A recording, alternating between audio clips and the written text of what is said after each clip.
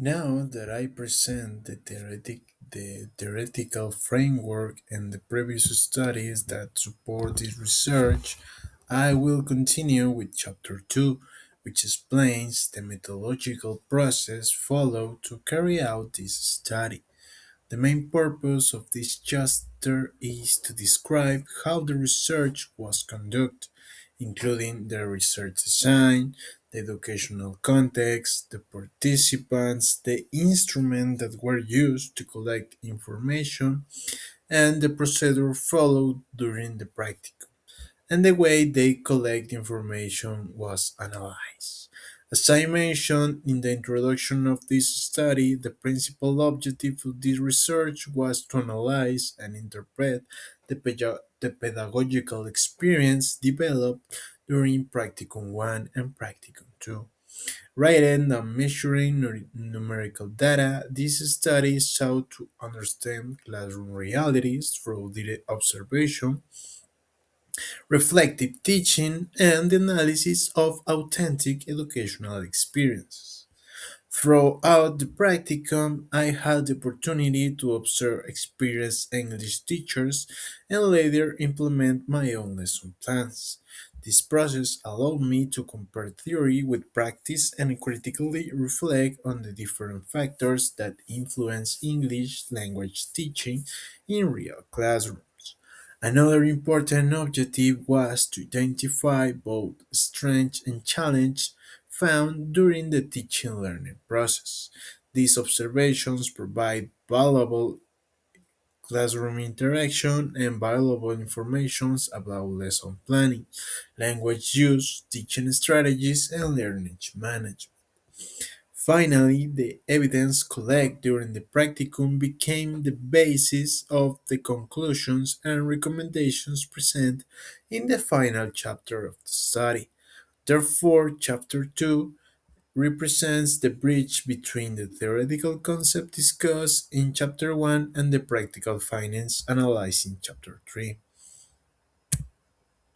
So, continue with the research methodology. This investigation adopts a qualitative descriptive approach. According to Creswell, qualitative research seeks to understand educational phenomena within their natural context by exploring participant experience, behaviors, and interactions instead of relying on statistical measurements. This approach was considered appropriate because the purpose of the study was not to compare numerical results, but to analyze the teaching experience developed during the practicum period. The study also followed the process of systematization of pedagogical experience. This methodology involves organizing, reflecting upon, and interpreting educational experience in order to generate professional knowledge from practice. Instead of simply describing what happened in each lesson, the systematization process required identifying patterns, recognizing successful practices, analyzing gradual challenges, and connecting those experiences with the theoretical framework present in Chapter 1. This reflective process was especially valuable because it allowed me to understand how different pedagogical decisions influence in a student's learning and classroom participation. For example, I was able to identify how lesson planning affect the organization of classroom activities, how language use influence student comprehension, how classroom manage can promote or limit participation, and how different teaching methodologies contribute to the achievement of the lesson objectives. Another important characteristic of the qualitative descriptive approach is that it allows educational situations to be analyzed in depth. Every classroom presents unique characteristics, and each teaching experience offers opportunities for reflection and professional learning. Rather than attempting to generalize funding to every educational context, this research focuses on understanding one particular education reality and identifying practical lessons that may be useful for future English teachers working in similar contexts. Additionally, the qualitative nature of this research encouraged continued reflections throughout the practice. After every classroom observation and every teaching experience, I analyzed what had worked effectively, what difficulties emerged during the lessons, and what improvement could be implemented in the instructional practice. This reflective perspective transformed the practicum into a more teaching requirement. It became a process of professional growth, allowing me to develop great awareness of my instructional decisions.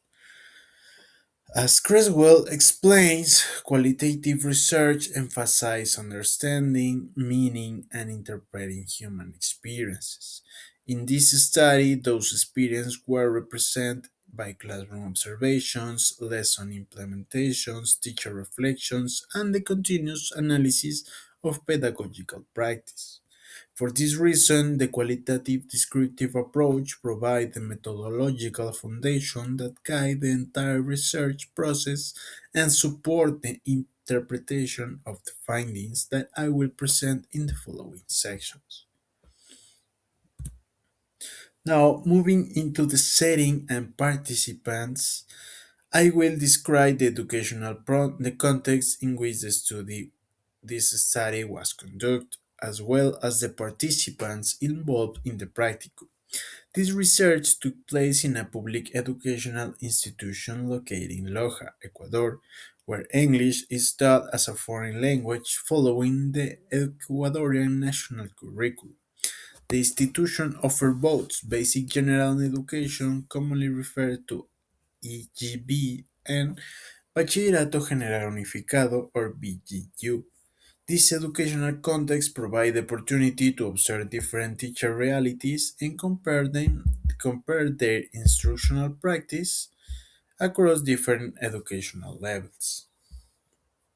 So, this research was developed during Practicum 1 and Practicum 2, which represent an important stage in my professional preparation as a pre-service English teacher. During these two practicum periods, I had the opportunity not only to observe teachers but also to design my teach on English lessons. Working in real classrooms allowed me to understand the complexity of the teaching learning process and to recognize how theoretical knowledge can be applied in educational settings. Regarding the participants, the study include from students from both educational levels. The first group consists of children from basic general education, whose age range between 7 and 8 years old. Their English proficiency corresponds to the A1 level of the Common European Framework or Reference from Language, or CEFR. At this stage, students were developing basic vocabulary, simple grammatical structures, and elementary communicative skills through great classroom activities. The second group include students from Bachillerato between 15 and 16 years old.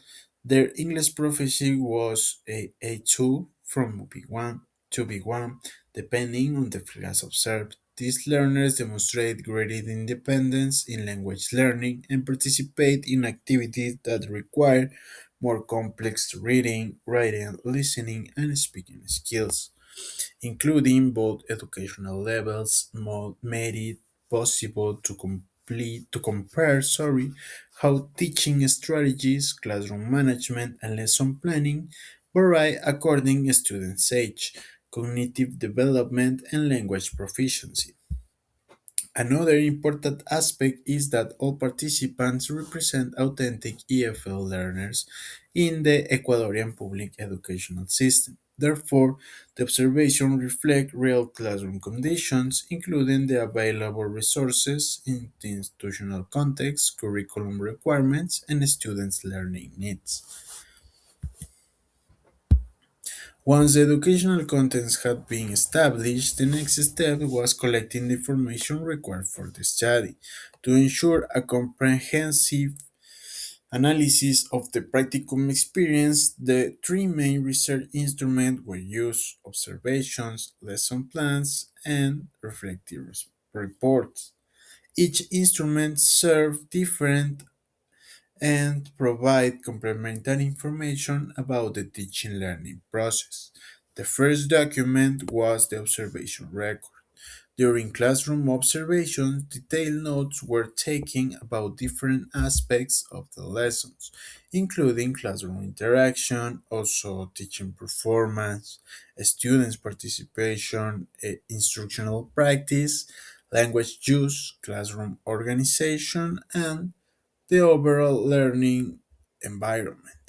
These observation records allow me to identify recurring teaching practice, classroom routines, and the different way teachers manage their learning activities.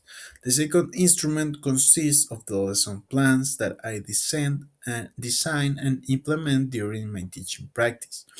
These lessons plans include the learning objectives, teaching procedures, instructional materials, classroom activities, assessment strategies, and expect learning outcomes.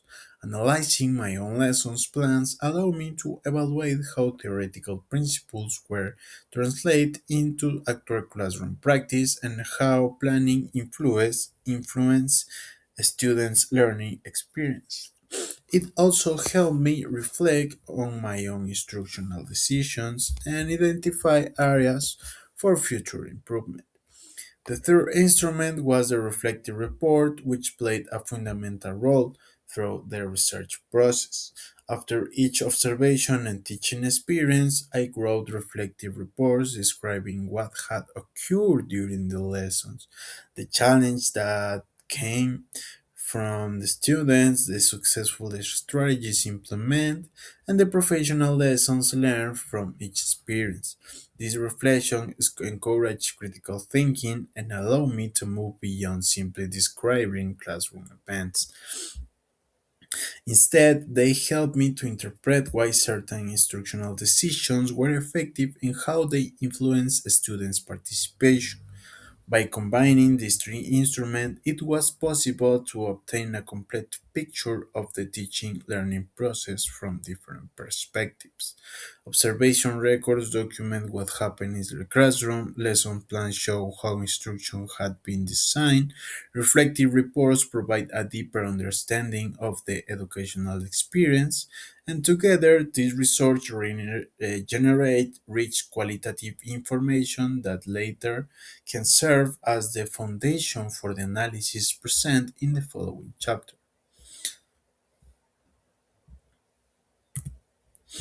Now, talking about the procedure, I will now describe the procedure followed through this investigation. The research process was carried out into several stages that ensured the information was collected and analyzed in a systematic way. The first stage consists on reviewing the literature related to English language teaching. During this phase, I analyze books, peer-reviewed journal articles, and previous studies addressing topics such as language teaching methods, classroom management, communicative competence, lesson planning, educational technology, assessment strategies, and reflective teaching. This theoretical foundation, present in Chapter 1, provides the conceptual framework for interpreting the practicum experiences. Once the literature review had been complete, the second stage involved classroom observations during Practicum 1 and Practicum 2. A total of 6 classroom observes were conducted, including 3 lessons in Basic General Education and 3 lessons in Bachillerato General Unificado.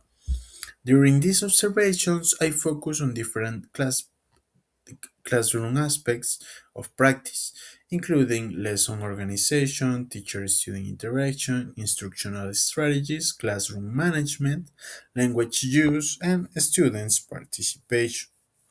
These observations allow me to understand how experienced teachers organize their lessons and respond to different classroom situations. The next stage involved my own teaching practice. For this phase, 6 lessons plans were selected for analysis, including 3 lessons taught in Básica General and 3 in Bachillerato General Unificado. Each lesson plan represents a teaching experience that allows me to apply theoretical knowledge in authentic classroom settings. Planning and implementing these lessons help me recognize both of the strengths and the challenge involved in English language teaching. After each observation and teacher experience, I organize all the collected evidence using in observation records, lesson plans, and reflective reports. This organization was important because it facilitates the identification of recurring patterns throughout the practicum. Rather than analyzing each lesson independently, I compare the different experiences in order to identify similarities, differences, strengths, and areas that require improvement. Finally, the collect information was interpreted through systematic reflection. This stage represents one of the most significant parts of the research because it transforms classroom experience into professional knowledge. Reflection allowed me to understand not only what happened during the classroom, but also why those situations occur and how they influence students' learning. This continuous process of observation, teaching, organization, and reflection ensure that the findings were based on authentic classroom evidence instead of personal opinions. As a result, the conclusion and recommendations presented at the end of the study emerged directly from the analysis of the practicum experience. Finally, once the information had been collected and organized, the next step was analyze the data. The analysis was guided by 4 main components, which represent the central dimension of the teaching learning process. The first was planning. These components focused on how lessons were designed and organized. During the analysis, I examined whether learning objectives were clearly established, whether classroom activities follow a logical sequence, and whether the lesson structure facilitate students' understanding. Planning also includes the selection of appropriate teaching strategies and resources that respond to learners' needs. The second component was linguistic aspects. This dimension examined the way English was used inside the classroom, including teacher language, student language production, vocabulary development, grammar explanation, pronunciation practice, and opportunities for meaningful communication. The third component was learning management. Different aspects were considered, such as classroom interaction, student motivation, teacher support, feedback. And finally, the fourth component focus was methodology. I examined the instructional methods implemented during the observed and taught lessons. The analysis include communicative activities, guide practice, collaborative work, and contextualized instruction.